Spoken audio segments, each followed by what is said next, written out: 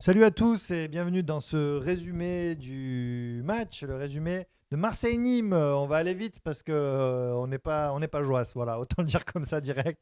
On n'est pas très joie. Allez, Marseille qui perd 2-1 à domicile contre Nîmes, donc 1-2. Eliasson qui marque à la 55e, un but un peu gag. Et puis finalement, il double la mise 3 minutes plus tard, à la 58e, avec un joli but, avec un assez joli but bien construit, collectif avant que Benedetto ne réduise le score sur une erreur défensive des Nîmois. Et puis, quand même, un joli but, une belle action individuelle, il faut le dire. Voilà, ça fait 2-1 pour Nîmes, une défaite. La première mi-temps s'était soldée par un 0-0. On a vu un penalty raté de Thauvin. On a vu plusieurs actions, dont une de Benedetto. On s'est dit comment il a fait pour manquer ça. L'OM avait dominé son sujet et pourtant revient dans les vestiaires avec ce score de 0-0 à Mars cette première mi-temps. Est-ce que c'est finalement pas ce qui plombe le match? Ah oui, c'est ce qui plombe le match, puisque en première mi-temps, on avait l'occasion de mener au minimum 3-0. Minimum, il y avait beaucoup d'occasions, dont le penalty, dont une action de Benedetto seul devant le gardien avec ce beau centre de Payet.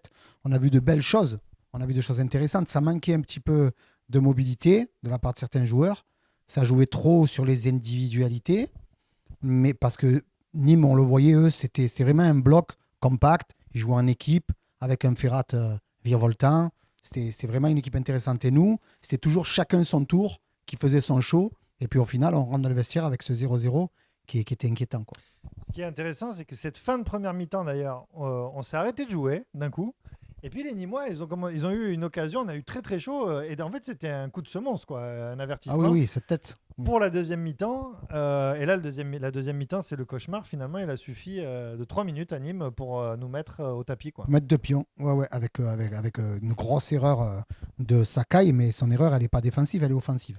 Donc c'est sur un corner de l'Olympique de Marseille, en Odin, qui tombe dans les pieds de Nîmois qui est prêt à contrer. Un peu la Ginola de 94, tu sais. Voilà, et puis il perd ce ballon offensivement, il veut revenir, il lui court derrière au Ouais, moins 60 mètres à ouais. Ferrat, et puis Ferrat qui donne un bon ballon dans l'intervalle à son attaquant pour qu'il puisse marquer, ça nous met très mal. C'est quand même compliqué cette façon de jouer. Moi, je te disais là juste avant qu'on prenne Oui. l'antenne, je disais il va falloir peut-être retrouver une autre solution parce que on a un jeu qui est un peu stéréotypé où on fait des passes latérales et puis on essaie de trouver le joueur qui va essayer de rentrer. Ça marche pas et ça marche pas contre les équipes qui sont regroupées derrière. En fait, on l'a vu contre Dijon et on l'a vu là ce soir contre Nîmes. Ouais, non, mais rien n'a changé de toute façon, quoi qu'il arrive. Mais depuis Rudy Garcia, c'est-à-dire ça, rien n'a changé. Moi, c'est pas que ça me va pas. Mais si on veut changer les choses, c'est pas de changer de jeu, c'est changer d'entraîneur, puisque c'est lui qui fait, c'est lui qui est Tu, le maître tu penses que d'orchestre du jeu. Villas-Boas, il peut pas lui décider de jouer autrement en changeant, je sais pas, le schéma, la Ah non, mais disposition ça, des joueurs? c'est lui qui doit le décider, mais ça Tu m'étonnerait penses qu'il qu'il le fera décide. pas? Non, il le fera pas. Il restera dans son schéma, dans son format, qui était le même que Rudy Garcia. Je le confirme, j'en suis sûr. Et c'est un jeu qui plaît à certains et qui plaît à moins d'autres. Moi, c'est pas que ça me déplaît, mais c'est vrai que ça devient usant par rapport aux joueurs que tu as. Est-ce qu'il y a une star du match pour toi? Moi, Benedetto. Benedetto, parce que Ouais. mais il y avait Benedetto aussi avec Gay. Parce que Benedetto, il a mis son but, mais j'ai vu qu'il se battait quand même, même dans l'erreur. Il continue à se battre et C'est vrai qu'il continue voilà. à se battre à la fin du match, Benedetto, ce qui montre que Mm. c'est un attaquant qui est pas en confiance. Voilà, il est pas Ouais. en confiance, mais il avait une bonne Mais je mets mon mentalité. crédit sur lui, même si j'allais dire Aspilicueta. Alvaro, Ouais, Alvaro et Kaetassar ont fait aussi un match qui était pas mal. ouais, C'était moi pas j'allais dire médiocre. Lirola qui confirme sa bonne rentrée contre Ouais, aussi, Paris. ouais.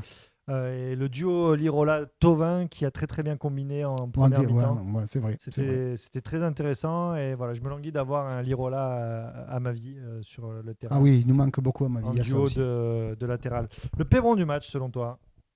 Moi, je sais pas, il y a eu tellement d'erreurs, tellement de.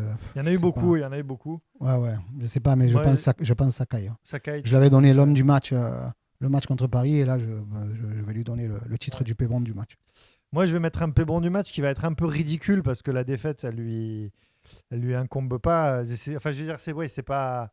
Mais Radonic, en fait, c'est plutôt à l'image de. Mm, Voilà, c'est pas sa faute la défaite. Il est rentré en cours de jeu, mm. mais l'image de cette équipe qui est incapable de revenir, eh ben, c'est Radonic qui l'apporte avec un joueur qui rate tout ce qu'il tente quand même. C'est pas, c'est incroyable ça, hein. Ouais, il ratait tous ses dribbles, toutes ses passes.